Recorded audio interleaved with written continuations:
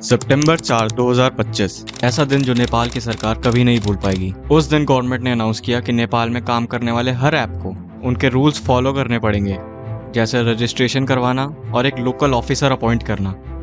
लेकिन जब बड़ी टेक कंपनीज ने ये रूल्स फॉलो नहीं किए तो सरकार ने तुरंत बैन लगा दिया। ऑफिशियली रीजन था फेक न्यूज, साइबर क्राइम और गलत कंटेंट को कंट्रोल करना।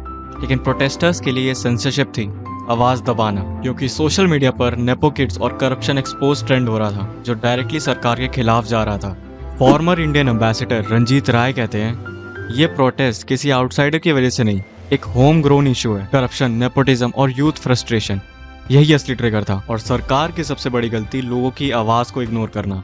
तो ये सिर्फ बैन के खिलाफ प्रोटेस्ट नहीं था, ये सालों से जमा हुआ गुस्सा था। अनएम्प्लॉयमेंट, करप्शन, नेपोटिज्म और जेनजी की आवाज को इग्नोर करना।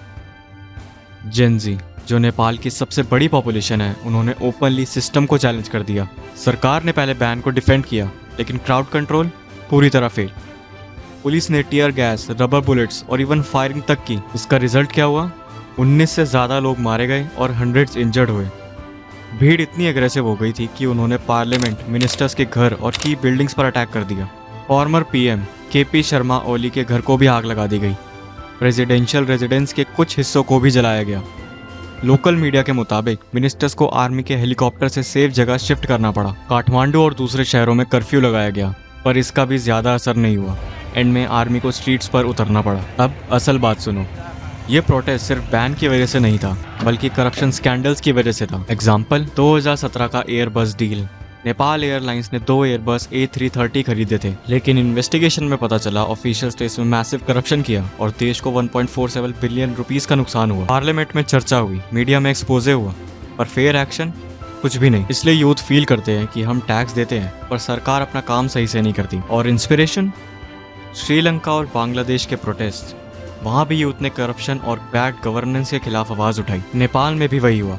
सोशल मीडिया पर पॉलिटिशियंस के बच्चों की लग्जरी लाइफस्टाइल दिख रही थी, जबकि आम आदमी स्ट्रगल कर रहा था। सोचना पड़ता है, फ्रस्ट्रेशन क्यों ना हो। ये प्रोटेस्ट एक सिंपल डिमांड के अराउंड घूमता है, लीगल फेयरनेस, ट्रांसपेरेंसी और करप्शन खत्म। ये अब एक यूथ लेड मूवमेंट बन चुका है जो पॉलिटिकल लीडर्स को चैलेंज कर रहा है। प्रोटेस्ट की वजह से पीएम ओली को रिजाइन करना पड़ा। क्लियर सिग्नल, अब यूथ पॉलिटिक्स को बदल सकता है। जेनजी पॉलिटिक्स में एक्टिवली इन्वॉल्व हो रही है। उनकी डिमांड है जॉब्स, फेयरनेस और corruption free governance. Social media ने प्रोटेस्ट को ऑर्गेनाइज करने में की रोल प्ले किया। अब डिस्कशन है digital freedom versus government control. Youth unemployment 12.6% पर है। बहुत लोग माइग्रेट कर रहे हैं। अगर रिफॉर्म्स नहीं आई तो फ्यूचर में और प्रोटेस्ट होंगे। नेपाल अब इंटरनेशनल स्पॉटलाइट में आ गया है। नेबरिंग कंट्रीज और वर्ल्ड क्लोजली वॉच कर रहे हैं। सो ये था नेपाल का सिनेरियो। और एक चीज तो क्लियर है, यूथ की पावर अंडर एस्टिमेट करना गलती है। नेपाल के प्रोटेस्ट ने दिखाया कि जब फ्रस्ट्रेशन लिमिट क्रॉस कर जाता है तो आवाज को कोई सेंसर नहीं कर सकता। अब बात सिर्फ एक बैन की नहीं रही, बात है फ्यूचर, फेयरनेस और फ्रीडम की।